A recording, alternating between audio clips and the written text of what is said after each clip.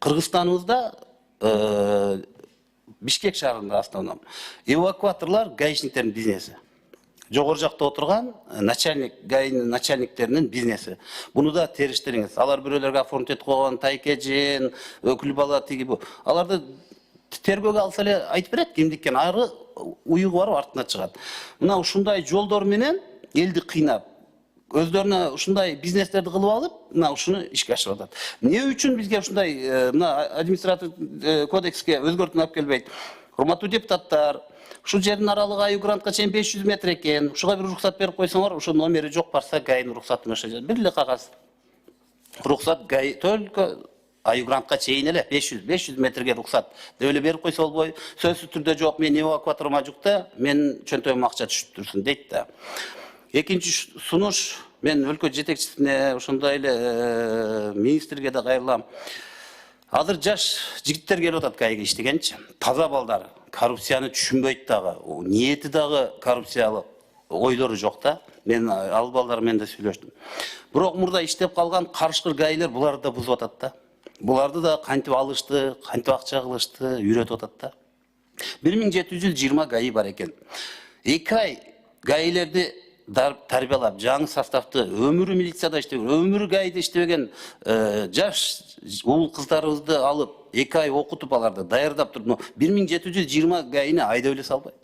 Жаңы гаи алып келбей, жаңыланып, президент канча аракет кылат, жаңылалайын деп атат. Мен дагы айтып атам, бийликти бүгүн жаман көрсөткөн гаи менен мед кызматкерлер. Ичинен аралашып жүрүп, мен тактап ушул элдин айткан көйгөйүн айтып атам. Өздөрү барып кармап атат. Кече эле бир коллегабыз барып далилдеп берди. Бирден жөн эле каалаган жерге радарын коюп алат, каалаган жерге чыгып алат. Ал деген бир протокол түзбөптүр дедим. Далил. Эми мен ал коллегам окшоп телефон көтөрүп жүрө албайт экен. Мен өзүм да андай фактыларды көрдүм. Мен ага колуман келбейт экен ал нерсечи. Ушул нерсени да бир карап, бир чечкүндүү бир кадамдарга барсак. Өзү көрүп атасыз, билип атасыз, муну бардыгы билет, мындай нараачылыктарчы. Келечекте Кудай буйруса могу толук кандуу видеокамераларыбыз иштесе, трёхножкаларды көбөйтсөк, ушул трассаларда гаилерди мындай физически тургузбастан ушул камералар менен көзөмөл кыла турган ой барбы? Келечекте. Келечекте бар ой. Азыркы учурда биздин кызматкерлер өзүңүзгө белгилүү болгондой жетишсиз. Толук кандуу биз деген ушул трассаларды, международный жолду, ички жолдорду толук кандуу жаба албайбыз. Ошол кызматкерлер жетишпеген жерлерге, аварийный участоктарга биз Кудай буйруса ошо сиз айткандай тренога дагы кошумча байкоочу камераларды коебуз.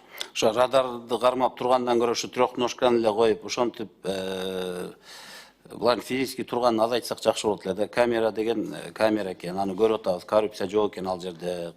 Элдер да айдоочулар дагы чынында азыр камерага карап акырын айдап калды, аны көрүп атабыз өзү дагычы.